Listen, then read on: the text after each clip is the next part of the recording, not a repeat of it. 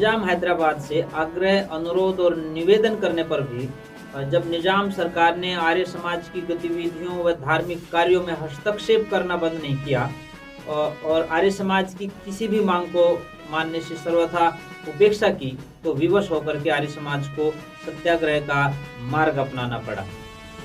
सत्याग्रह आरंभ करने से पूर्व सरकार के सम्मुख जो बातें रखी गई थी, जो मांग रखी गई थी, उनके बारे में मैं आज बताना चाहता हूं। उस समय निजाम सरकार के सामने आर्य समाज ने 14 मांगे रखी थी, जो इस प्रकार से हैं। सबसे पहली मांग थी गश्ती संख्या 53, जिसका उद्देश्य जनसभाओं पर प्रतिबंध लगाना है, इसे समाप्त कर दिया जाए। दूसरी मांग थी धार्मिक त्योहारों पर जो प्रतिबंध है उसे वापस लिया जाए। और तीसरी, अखाड़ों की स्थापना पर जो नियम लागू किए गए हैं उनको हटा दिया जाए। नंबर 4, निजी पाठशालाओं के बारे में पर जो रोक लगाई है उस आदेश को समाप्त कर दिया जाए। सारा विश्व जानता है कि उस समय आर्य समाज ने ही प्राथमिक स्तर पर पाठशालाएं खोली थी और शिक्षा के कार्यों को आगे बढ़ाया था। पांचवी जो मांग थी कि सांप्रदायिक दंगों से संबंधित अभियोग का एक निष्पक्ष न्यायालय को सौंप देना चाहिए, क्योंकि उस समय संप्रदाय के नाम पर जो झगड़े होते थे उनको निजाम हैदराबाद करवाता था। उन सांप्रदायिक दंगों का जो अभियोग हो वह किसी एक निष्पक्ष न्यायालय को दिया जाने की मांग जो है आर्य समाज के सत्याग्रह का एक मुख्य हिस्सा था। मांग नंबर 6, राज्य के बाहर से आने वाले धार्मिक कार्यकर्ताओं पर से प्रतिबंध हटा दिया जाए। मांग नंबर 7, पुस्तकों पर बिना जांच के रोक न लगाई जाए। नंबर 8, आर्य समाजी समाचार पत्रों के प्रकाशन पर रोक न लगाई जाए, क्योंकि उस समय सबसे ज्यादा पत्र पत्रिकाएं आर्य समाज के माध्यम से ही निकलते थे, तो उन पत्र पत्रिकाओं पर भी रोक लगा दी गई थी। मांग नंबर 9, जब हिंदुओं तथा आर्यों के धार्मिक पर्व मुसलमानों के धार्मिक त्योहारों के अवसर पर आए तो उन्हें मनाने की पूरी स्वतंत्रता होनी चाहिए। ये आपको मैं बताना चाहता हूं कि उस समय निजाम हैदराबाद ने यह कानून बना रखा था, यदि कोई भी मुस्लिम मत का मानने वाला व्यक्ति अपना त्योहार मनाता है तो उस त्योहार के बीच में कोई हिंदू समाज का व्यक्ति जो अपने त्योहारों को मनाना चाहता है उसकी इजाजत नहीं दी गई थी। उसको मनाने की इजाजत उस समय सरकार ने नहीं दी थी। मांग नंबर 10, इस आदेश को समाप्त कर दिया जाए, जिसके कारण हवन कुंडों के बनाने से पहले सरकार से अनुमति लेनी आवश्यक कर दी गई थी।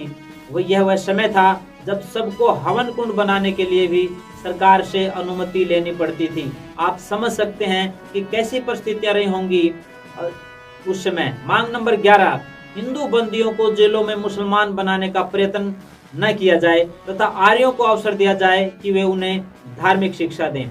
उस समय निजाम हैदराबाद जो बंदी बनाए गए लोग थे उनका धर्म परिवर्तन करता था, उनको मुसलमान बनाता था। तब आर्य समाज के लोगों ने कहा कि हिंदू धर्म को मानने वाले लोगों को धर्म शिक्षा जेलों के अंदर आर्य समाज के माध्यम से होनी चाहिए।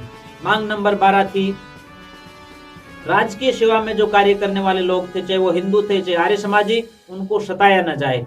उनको यह चिन्हित करके हिंदू या आर्य समाजी है उनको सताना बंद किया जाए। आर्य समाज के इस आंदोलन की 13वीं मांग थी, आर्य और हिंदुओं को इस बात की पूरी स्वतंत्रता दी जाए कि वे अपने घरों तथा समाज के भवनों पर ओम के झंडे लगा सकें।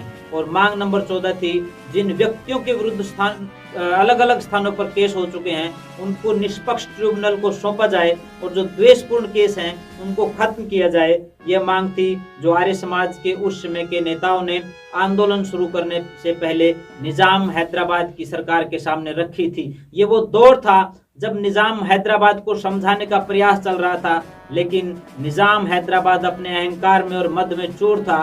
तब आर्य समाज के सन्यासी अपने घरों से निकले, आर्य समाज के नेता अपने घरों से निकले। महात्मा नारायण स्वामी, महात्मा आनंद स्वामी, कितने ही लोग जिनके मैं नाम आपके सामने रख सकता हूं, जिनके नेतृत्व में आर्य समाज का आंदोलन हैदराबाद में चला। और उसी का परिणाम निकला कि आज 17 सितंबर को जब पूरा देश हैदराबाद मुक्ति दिवस मना रहा है, इसकी खुशी के पीछे या हम जो आज मुक्ति दिवस मना रहे हैं उसके पीछे आर्य समाज के सैकड़ों लोगों ने बलिदान दिया है।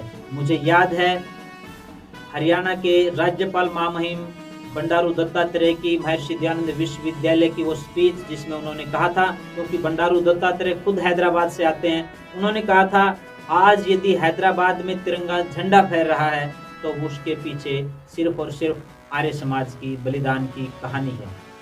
आर्य समाज के लोगों ने बहुत निजाम को समझाने का प्रयास किया। जब निजाम हैदराबाद तक से मस नहीं होता दिखा तब उन्होंने सत्याग्रह का रास्ता अपनाया।